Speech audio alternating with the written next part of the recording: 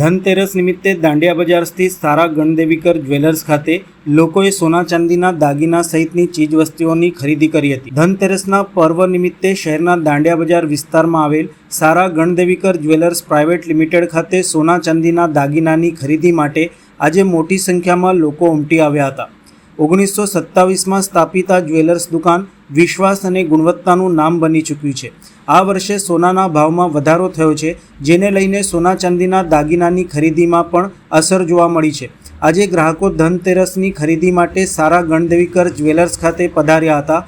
લોકોએ સોના ચાંદીના દાગીના, નાણાં અને અન્ય કિંમતી ચીજવસ્તુઓની ખરીદી કરી હતી।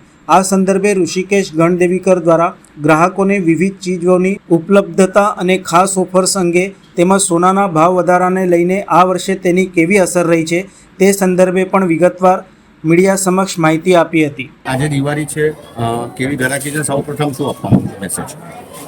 અમારા બધા જ ગ્રાહકોને દિવાળી અને ધનતેરસની હાર્દિક શુભકામનાઓ।